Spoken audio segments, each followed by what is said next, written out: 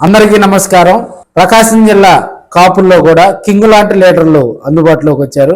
ఒకరు తెలుగుదేశం పార్టీలో active role పోషిస్తున్నటువంటి మాజీ మున్సిపల్ చైర్మన్ మంత్రి శ్రీనివాసరావు గారు, మరొకరు జనసేన పార్టీలో కూడా ఈ మధ్యకాలంలో జనసేన పార్టీలో చేరి యాక్టివ్గా కార్యక్రమాల్లో చురుగ్గా పాల్గొంటున్నటువంటి రవిప్రియమ్మాళ్ అధినేత, రవిశంకర్ గ్రూప్ అధినేత కంది రవిశంకర్ గారు, వీరిద్దరూ కూడా ఒకే వేదిక మీద దర్శనం ఇవ్వటంతో కూడా నిన్న జరిగినటువంటి కాత్వా దశాబ్ది ఉత్సవాల్లో కూడా వారిద్దరూ ఒకే వేదిక మీద కూర్చొని కాసేపు ముచ్చటించుకోవటం కూడా అక్కడ ఉన్నటువంటి కాపు టీచర్స్ అయితేవి ఆ వీడియో చూసినటువంటి సోషల్ మీడియాలో, అదేవిధంగా కొన్ని ఛానళ్ళు ఆ వీడియో చూసినటువంటి కాపు నేతలు అందరూ కూడా చర్చించుకునేటువంటి సందర్భాలు మనం ఒంగోలులో చూస్తూ ఉన్నాం.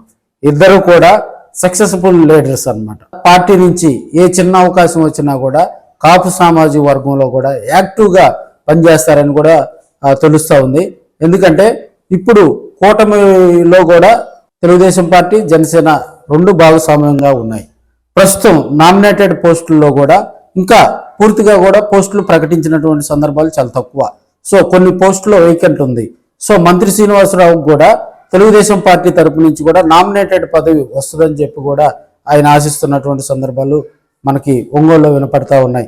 ఆయన గనక మంచి పదవి గనక, నామినేటెడ్ పదవి గనక వస్తే రాబోయే రోజుల్లో కూడా కొంత కాపు సామాజిక వర్గానికి మేలు జరుగుతుందని కూడా తెలియజేసుకోవచ్చు.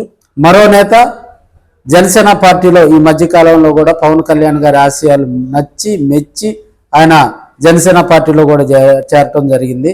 రవిప్రియమ్మాళ్ అధినేతగా, రవిశంకర్ గ్రూప్ అధినేతగా ఆయన అందరికీ సుపరిచితులే. సక్సెస్ఫుల్ బిజినెస్ మ్యాన్గా కూడా రవిశంకర్ గారికి ఒక మంచి పేరు ఉంది ఒంగోలులో కూడా.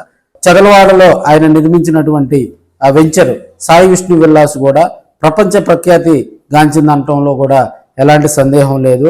సో జనసేన పార్టీలో కూడా యాక్టివ్ రోల్ పోషిస్తూ ఉన్నారు. అయితే ఈ మధ్యకాలంలో కూడా జనసేన పార్టీ జిల్లా అధ్యక్ష పదవి రేసులో కూడా ఆయన పేరు ప్రముఖంగా వినిపిస్తూ ఉంది.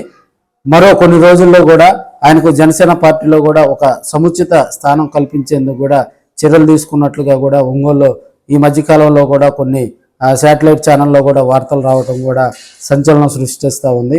వీరిరువురు మొదటి నుంచి కూడా స్నేహితులు, అదేవిధంగా ఇద్దరు కూడా బంధువులు. రాబోయే రోజుల్లో కూడా వీరిరువురు అటు తెలుగుదేశం పార్టీలో మంత్రి శ్రీనివాసరావు గారు, జనసేన పార్టీలో కంది రవిశంకర్ గారు కూడా మంచి ఉన్నత పదవులు అధిరోహించాలని కూడా కోరుకుంటూ